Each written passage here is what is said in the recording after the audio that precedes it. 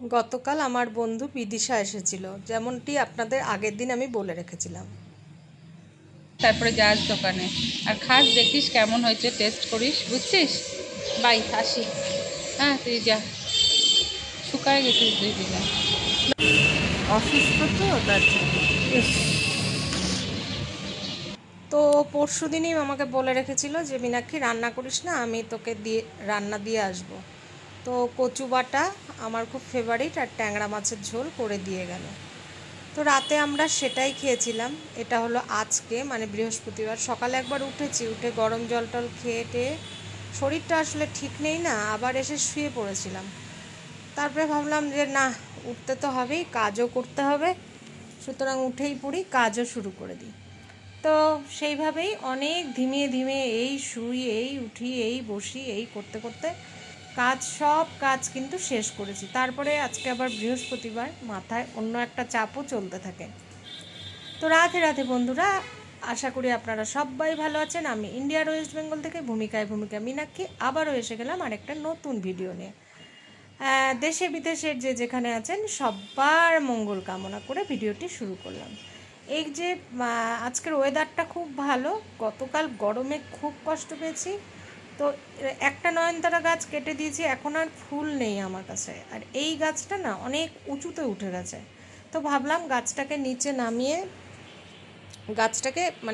নামিয়ে রাখি। ওপরে থাকাতে কি হয়েছে না, অনেক উপরে উঠে গেছে, দাও বা 2-4টা ফুল হয়, সেই 2-4টা ফুল নিতেও খুব অসুবিধা হয়ে যায়। তো সেই জন্য গাছটাকে এখানে রেখে দিচ্ছিলাম। ভিডিওটা যদি কেউ ক্লিক করে থাকেন তাহলে প্লিজ শেষ পর্যন্ত দেখবার জন্য অনুরোধ রাখলাম।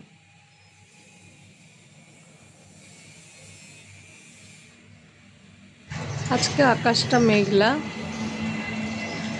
বেশ কালো করে আসছে।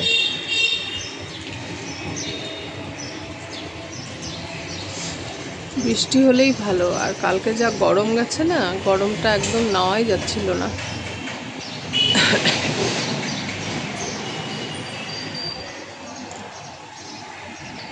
এদিকে মেঘলা আকাশ, সুন্দর একটি দিন। আজ হলো বৃহস্পতিবার। তো এদিকে কাজকর্ম যথারীতি শুরু করে দিয়েছি, আর সুন্দর একটু আমার বারান্দা বাগানটুকু একটু দেখিয়ে নিলাম। আর মার ঘরে চলে আসলাম। মা কি করে না, জানালা খুলতে দেয় না, মানে অন্ধকার অন্ধকার করে রাখে, বলবে গরম লাগে, রোদ্রু। তো আজকে আমি যদি অরিজিনাল ভিডিওটা থাকতো মানে ভয়েসটা, তাহলে বুঝতে পারতেন মার সাথে আমার আমি ঘর খুলে দেবো, আর মা কিছুতেই আমাকে দরজা জানলা খুলতে দেবে না। আমি বলছি যে তুমি তো অসুস্থ পরিবেশ করে ফেলছো, আজকে তো রোদ্রু নেই। বলছে না, আলোটা আসছে, সেটাও নাকি রোদ্রু আসছে। আমি বলছি এটা আলো আসছে, দিনের বেলা তো আলো আসবে। যাই হোক, এরকম তর্ক বিতর্ক করে যে তুমি ঘরটাকে কি হচ্ছে না, মা অন্ধকারে থাকতে ভালোবাসছে, এই জিনিসটা একদম পজিটিভ দিক না মার দিক থেকে। তো আমি যখন বাড়িটা দেখি, আমরা কিন্তু অনেক কিছু চিন্তা ভাবনা করেই দেখেছি, যেই ঘরটার সাথে অ্যাটাচ কমোড আছে, যাতে মার অসুবিধে না হয়, ঘরে যাতে আলো বাতাস থাকে। কারণ আগের আমরা যে বাড়িটা ছিলাম, সেই বাড়িটা একদম আলো আসতো না, সবসময় আমাদেরকে লাইট জ্বালিয়ে কাজ করতে লাগতো। তো সেই জায়গা থেকে আমাদের শরীরে ভিটামিন D3টা একদমই কমে গেছিলো, আমার আর আমার মায়ের।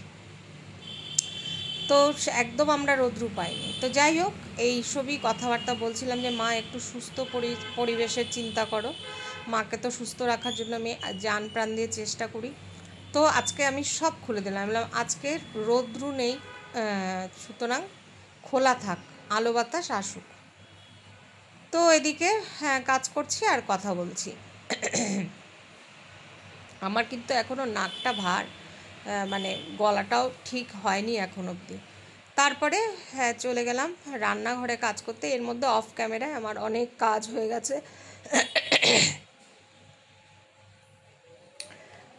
একটা কমেন্টে দেখলাম গতকাল একজন নতুন দিদিভাই কমেন্ট করেছে, তার রান্নার চ্যানেল, আমি না এই মুহূর্তে নামটা ভুলে যাচ্ছি, তো ওনার চ্যানেলে গিয়েও আমি সাবস্ক্রাইব করে আসলাম, আর ওনার একটা রান্নাও দেখলাম, ফুলকপি আলুর তরকারি, বেশ ভালো লাগলো, সুন্দর রান্নার প্রসেসটা। তো যাই হোক, আমিও এদিকে রান্না করছিলাম বলতে গতকাল যেহেতু আমার বান্ধবী, আমি তো বেশি করে ঝাল টাল দিয়ে আলু ভাজা আর ডাল করেছিলাম, যেহেতু কোনো কিছুই স্বাদ পাই না। তো আবার বিদিশা আমার বান্ধবী, ও যেহেতু আবার দিয়ে গেল কচুর শাক, আর কচু বাটা, আর মাছের ঝোল, তো সেটা দিয়েই আমার রাত্রে আমাদের খাওয়া হয়ে গেছিলো। ডাল আর তরকারিটা ছিল, তো আমি ডাল আর তরকারিটা গরম করে নিলাম, ফ্রিজে রেখে দিয়েছিলাম। আর আজকে আমি তার সাথে উচ্ছে আর কুমড়া ভাজা করেছি আর ভাত, ব্যাস আর কিছু করিনি। আর যা করার ওই বেলা করবো। আর শসা আর লেবু কেটেছি। তো এদিকে এই কাজকর্মই করছিলাম, আর মা বসা ছিল, মার সাথে আমি ওদিকে কথা বলে যাচ্ছিলাম। আর যেহেতু টিভিটা চলছিল, টিভিটাও চালিয়ে দিই যে মা যাতে একটু বসে গান টান শোনে, কিংবা যেটাই দেখতে ভালোবাসে সেটাই দেখুক। কিন্তু মা বসতেই চান না। যাই হোক, মেয়েও বলেছে যে মাম্মা, আজকে ফোনে বলেছে মাম্মা অনেকক্ষণ বসার চেষ্টা করো, না হলে খুব কষ্ট হবে। তো যাই হোক, এদিকে রান্না বাড়ি সারা হয়ে গেছে। এদিকে গুছাবো। আর ওই যে একটা লাঠি দেখতে পাচ্ছেন না জানালার ওখানে, ওটা না জানালা খোলা যখন থাকে তখন পায়রা ঢোকে, তাই জন্য ওই লাঠিটা রেখে দিয়েছি, তাহলে আর পায়রা ঢোকে না, ওই লাঠিটাকে দেখলে ভয় পায়। তো এদিকে গ্যাস মুছে নিচ্ছিলাম। আরেকটা ভালো কথা দুদিন ধরেই আমি ভাবছি বলবো, আপনারা কি কেউ পম্পার চ্যানেল দেখেন? পম্পার চ্যানেল যদি দেখে থাকবেন, আমি তো খুব খুশি। পম্পার মেয়ে অনেক বড় হয়ে গেছে, 16-17 বছর। ও খুব স্ট্রাগল করেছে জীবনে, খুব স্ট্রাগল করে এই যে লাঠিটা রাখলাম, লাঠিটা ফুল গাছে দেবো, স্ট্রাগল করে ও মাঝখানে পম্পা প্রতিদিন রাত্রে ভিডিও ছাড়া, আমি পম্পার ভিডিও দেখি।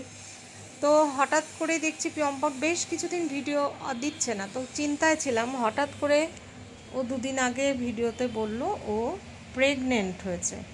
তাতে ওর মেয়ে খুব খুশি হয়েছে ও জানার পরে। মানে ও বুঝতেই পারেনি সত্যি। ওর ওর কিন্তু পিরিয়ডসও ঠিকমতো হচ্ছিল, সব কিছু হচ্ছিল। 5 মাসে পড়ার পরে ওকে ডাক্তার এতদিন ট্রিটমেন্টে রেখেছে, কোনো কিছুতেই ধরা পড়েনি। কেন শরীর খারাপ লাগছে, ওর তো সবই নর্মাল।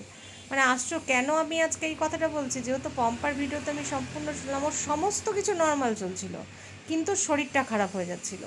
যেটা দেখলে মেয়েরা সাধারণত বুঝে থাকে, তো সেটাই হচ্ছিল না। আর মেয়েও বড় হয়ে গেছে, পম্পারও শারীরিক অনেক সমস্যা আছে। এখন আর কিচ্ছু করা যাবে না, ওর 5 মাসে আর 4-5 দিন বাকি 5 মাস পড়তে। তো এখন অনেক আলট্রাসোনোগ্রাফি, ব্লাড টেস্ট, আরও অনেক কিছু টেস্ট করে তারপরে ধরা পড়েছে ও প্রেগনেন্ট। তো এইখানেই আমি এই জন্যই কথাটা বললাম, তো যে সবাই হয়তো অনেক বোঝে না, অনেকে বুঝতে পারেন না কি কারণে, সেই জন্য যাতে পম্পার মতো ঘটনাটা না হয় সেজন্য সবার একটু সাবধানতাটা মানে অবলম্বন করে। কারণ পম্পার তো এই মুহূর্তে পম্পার বয়স হয়ে গেছে, পম্পা না চাইলেও এখন আর কিচ্ছু করবার নেই। তবে ওর মেয়ে খুব খুশি, মেয়ে প্রায় 17 বছর কমপ্লিট হতে যাবে, তো মেয়ে খুব খুশি, আর হাজব্যান্ডও খুব খুশি। হ্যাঁ, ওদের কোনো রকমেই সত্যি সংসার চলে, অনেক কষ্টে ওদের একটা বাড়ি করেছে। হ্যাঁ, পম্পার মনিটাইজেশন হয়েছে। পম্পা হয়তো বা প্রত্যেক মাসে টাকা পায় না, তবে পায়। তো পম্পা আজকে দেখলাম কাজের লোক রেখেছে, ডাক্তার ওকে একদম রেস্ট করতে বলেছে, আর ও ভীষণ একটা কাজের মানুষ। তো যাই হোক, অনেকটা কথাই পম্পাকে নিয়ে বললাম, কারণ এটা আমরা মানে একটা আমার নতুন অভিজ্ঞতা হলো, সেটা আপনাদের সাথে শেয়ার করলাম।